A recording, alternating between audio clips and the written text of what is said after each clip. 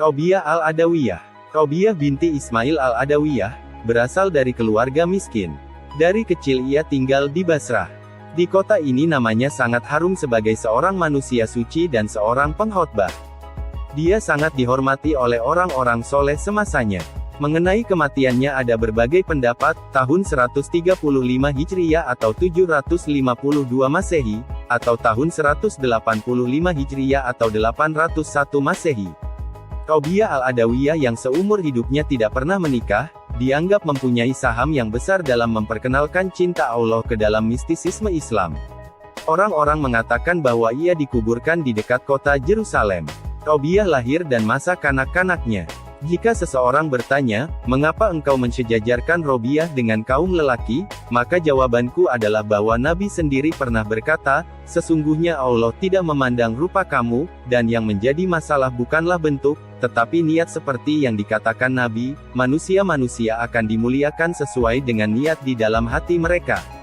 Selanjutnya, apabila kita boleh menerima 2/3 ajaran agama dari Aisyah, maka sudah tentu kita boleh pula menerima petunjuk-petunjuk agama dari pelayanan pribadinya itu.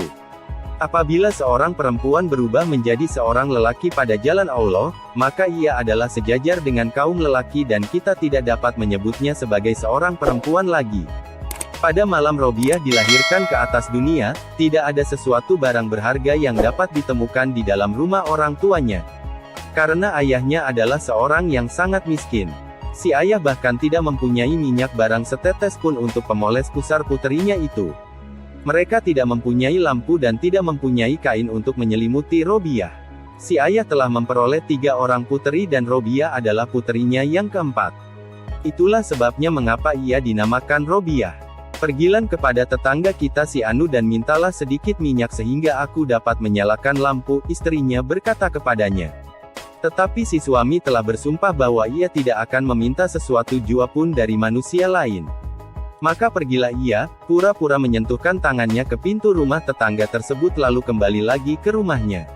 Mereka tidak mau membukakan pintu, ia melaporkannya kepada istrinya sesampainya di rumah. Istrinya yang malang menangis sedih.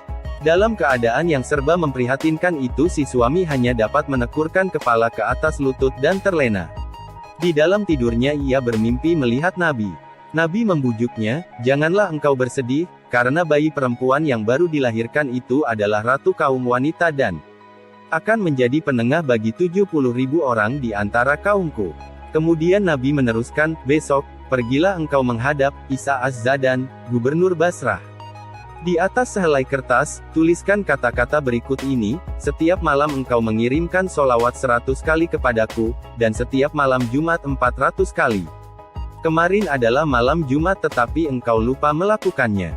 Sebagai penebus kelalaianmu itu berikanlah kepada orang ini 400 dinar yang telah engkau peroleh secara halal.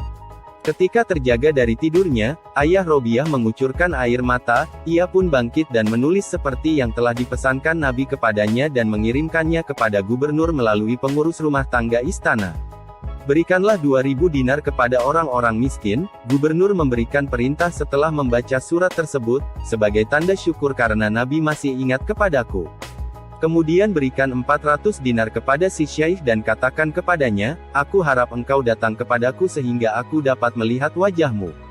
Namun tidaklah pantas bagi seorang seperti kamu untuk datang menghadapku. Lebih baik seandainya akulah yang datang dan menyeka pintu rumahmu dengan janggutku ini. Walaupun demikian, demi Allah, aku bermohon kepadamu, apapun yang engkau butuhkan katakanlah kepadaku. Ayah Robiah menerima uang emas tersebut dan membeli sesuatu yang dirasa perlu. Ketika Robiah menanjak besar, sedang ayah bundanya telah meninggal dunia, bencana kelaparan melanda kota Basrah, dan ia terpisah dari kakak-kakak perempuannya. Suatu hari ketika Robiah keluar rumah, ia terlihat oleh seorang penjahat yang segera menangkapnya kemudian menjualnya dengan harga 6 dirham. Orang yang membeli dirinya menyuruh Robiah mengerjakan pekerjaan-pekerjaan yang berat. Pada suatu hari ketika ia berjalan-jalan, seseorang yang tak dikenal datang menghampirinya. Robiah melarikan diri, tiba-tiba ia jatuh tergelincir sehingga tangannya terkilir. Robiah menangis sambil mengantuk-antukkan kepalanya ke tanah, Ya Allah, aku adalah seorang asing di negeri ini, tidak mempunyai ayah bunda, seorang tawanan yang tak berdaya, sedang tanganku cedera. Namun semua itu tidak membuatku bersedih hati. Satu-satunya yang kuharapkan adalah dapat memenuhi kehendakmu dan mengetahui apakah engkau berkenan atau tidak. Robiah, janganlah engkau berduka, sebuah suara berkata kepadanya. Esok lusa engkau akan dimuliakan sehingga malaikat-malaikat iri kepadamu. Robiah kembali ke rumah tuannya. Di siang hari ia terus berpuasa dan mengabdi kepada Allah, sedang di malam hari ia berdoa kepada Allah sambil terus berdiri sepanjang malam. Pada suatu malam tuannya terjaga dari tidur, dan lewat jendela terlihatlah olehnya Robiah sedang bersujud dan berdoa kepada Allah. Ya Allah, engkau tahu bahwa hasrat hatiku adalah dapat mematuhi perintahmu dan mengabdi kepadamu. Jika dapat mengubah nasib diriku ini, niscaya aku tidak akan beristirahat barang sebentar pun dari mengabdi kepadamu. Tetapi engkau telah menyerahkan diriku ke bawah kekuasaan seorang hamba-Mu. Demikianlah kata-kata yang diucapkan Robiah di dalam doanya itu. Dengan mata kepalanya sendiri si majikan menyaksikan betapa sebuah lentera tanpa rantai tergantung di atas kepala Robiah sedang cahayanya menerangi seluruh rumah. Menyaksikan peristiwa ini, ia merasa takut, ia lalu beranjak ke kamar tidurnya dan duduk merenung hingga fajar tiba. Ketika hari telah terang ia memanggil Robiah. Bersikap lembut kepadanya kemudian membebaskannya. Izinkanlah aku pergi, Robiah berkata. Tuannya memberikan izin. Robiah lalu meninggalkan rumah tuannya menuju padang pasir mengadakan perjalanan menuju sebuah pertapaan di mana ia untuk beberapa lama membaktikan diri kepada Allah. Kemudian ia berniat hendak menunaikan ibadah haji. Maka berangkatlah ia menempuh padang pasir. Barang-barang miliknya dibuntalnya di atas punggung keledai. Tetapi begitu sampai di tengah-tengah padang pasir, keledai itu mati. Biarlah kami yang membawa barang-barangmu, lelaki-lelaki di dalam rombongan itu menawarkan jasa mereka. Tidak, teruskanlah perjalanan kalian, jawab Robiah. Bukan tujuanku untuk menjadi beban kalian. Rombongan itu meneruskan perjalanan dan meninggalkan Robiah seorang diri. Ya Allah, Robiah berseru sambil menengadahkan kepala. Demikiankah caranya raja-raja memperlakukan seorang wanita yang tak berdaya di tempat yang masih asing baginya?